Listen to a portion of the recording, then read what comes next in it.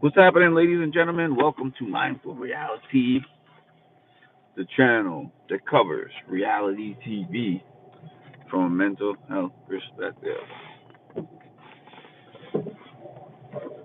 It's your boy Mark. I'm here. I am here. And because I'm here, I'm on this page. I want to say something to people who have reached out to me since I made my post. I made a post basically regarding this year potentially being my last year of covering Big Brother, and it's not even the first time I've said this. I hate to be the person who continuously says the same thing year after year and doesn't do anything about it. But there's a specific reason why I'm saying that this time. This would be, I think we just passed season 27, so season 28 would make 24, 25, 26, 27, 28. That would make my fifth year. That would be my fifth year of covering Big Brother. My first year, for those who were there, of covering Big Brother was extremely successful. I know in part because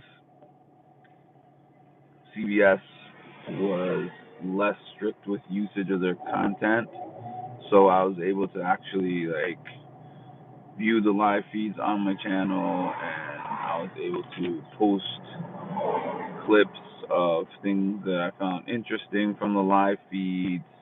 The live feeds, being able to feed my stream with live stream content definitely benefited me, as well as the fact that YouTube, for whatever reason, was giving me a bigger boost in the algorithm. So I had a lot of people on my channel, on my lives, every single night. And in the absence of that, I always said that my presence on this particular online platform basically depends on the engagement that I receive on the platform. And the engagement has been low, not just in the off season, because it was always like that in the off season, but during the Big Brother season, it's not a ton of engagement. I don't put that on anyone. I put that on myself.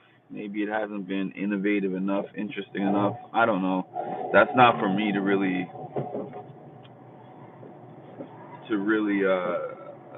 analyze like that, because there's just so many other things going on in my life that if I'm going to be dedicating a large amount of my free time towards something, it has to have some kind of a significant benefit. But with that being said, I don't want to stop doing YouTube lives altogether. I just really, I'm probably gonna just cool it on basically the reality TV coverage. I'm still gonna do some kind of thing on my other page. Maybe I'm gonna try to build it up again, get that page monetized, and just talk about mental health content for the most part. So, anyways, with that said, um, if you don't want to know who won the traitors, I'm gonna give you like a 30-second window to turn this off.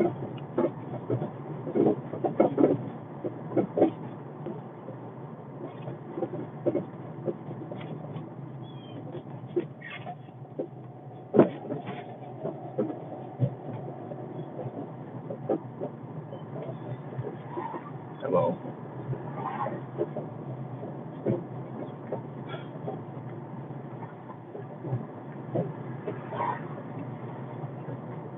Okay, your window is up. I don't know if that was 30 seconds. It could have been more or less. But anyways, Rob. Rob from Love Island. when the challenge, when the I called it the challenge, the traitors. Um, People keep saying that he played a flawless game, right? I mean, there's no such thing as a flawless game. I think the closest thing to a flawless game ever was Sari. I feel like she had the least amount of call outs that we saw, anyways. I felt like she's the one who kind of invented the strategy of developing a team that included some faithfuls being Molly Jane. I being Molly Jane. Hi Miguel. Yeah, I think her strategy was as close to flawless as it gets. But when I saw Rob in this game, I didn't know who Rob was because people said, "Oh, he was a traitor in real life on Love Island, anyways." But I have not watched it, nor will I ever watch Love Island. But regardless of that, um, when I saw him get picked as a traitor, I was like, this could be a sleeper pick. Where I thought that he might have been in trouble, this is where I thought that he messed up. Even though he won, this is the place where I thought that he wasn't perfect at the game like everybody is saying. A perfect game, right? So when he got out Lisa from the game, when he campaigns to get out Lisa from the game, at that point in time, they still had the three original traders. The secret trader was gone, but the three original regular traders were still there, which was himself and which was Lisa and Candace.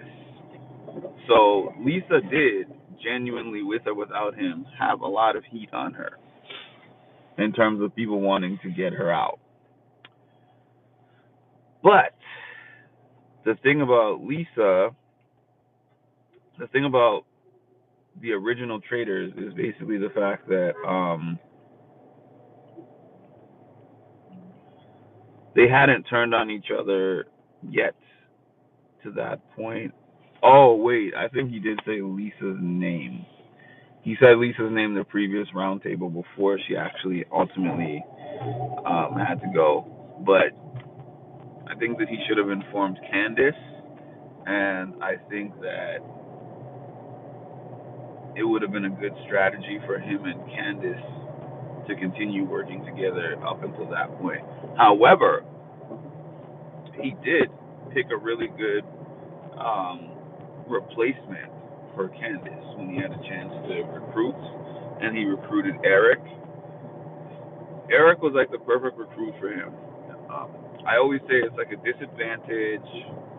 It's a disadvantage to become a recruit that late in the season because your chances of winning are very slim. And as a matter of fact, I don't think a recruit has ever won that late in the season, and I think that the only way for a recruit to take it would be if the recruit was able to take out one of the originals, or if it was like two of them, and let's say Eric was like, I'm really suspicious of Rob, and then he, found a way to get everyone to vote out Rob, because I'm like, Eric to the end was an insurance policy, in my opinion. Eric was just an insurance policy for Rob. I knew that that was the reason why Rob was so adamant about making sure that Johnny went instead of Eric. Because if Johnny and Tara were both in there together, then it actually wouldn't matter that much. I mean, I guess they could have had a tie vote, like they could have had um, Tara and Johnny vote one way, and then Mora and Rob vote another way. But the point is, the two of them there, and they're already suspicious of him, and they already get out Eric. That's where they would put their focus. So I knew that was the reason why Eric being there was so important for um, Rob. And then when Mora was like, okay, if we get out Eric, then you gotta pinky promise me that. I mean, if we get out Johnny, then you gotta pinky promise me that we get out Eric. No, no, no. I'm sorry, I'm mixing it up. If we get out Tara, because Johnny was already out. If we get out Tara, then you gotta pinky promise me that we go for Eric next. Um, I knew at that point that as long as Mora continued to trust him until the end, that it was a done deal. So it's kind of anticlimactic in that sense. But I think it was a pretty good season. I have high standards for a trader season, so like an 8 out of 10 for me is meaning that I considered it kind of a standard season. However, I don't know, like a lot of people loved season. Are we on season 4? Yeah, a lot of people love season 3. I don't like the traders winning. I mean the faithfuls winning. I feel like the faithfuls winning isn't fun. It's like a murder mystery where you solve the mystery, and I felt like season 3 there was a lot more accuracy in the guessing than there was on season 4. Season 4, Rob Rob played this role well of just kind of like laying around the house and acting like he doesn't know what's going on. You know, he played this airhead role, and you know that's he did what he did, and I don't have a problem with the way that he played the game. I can't even like I'm sitting here armchair quarterbacking, so I can say that I thought that he was so good or he's not so good, but he did the thing. He won the season. People win in different ways, and that's what he did to win. So kudos to him. Let me know in the comments. Drop a comment. Let me know what you think of his gameplay and how the season went.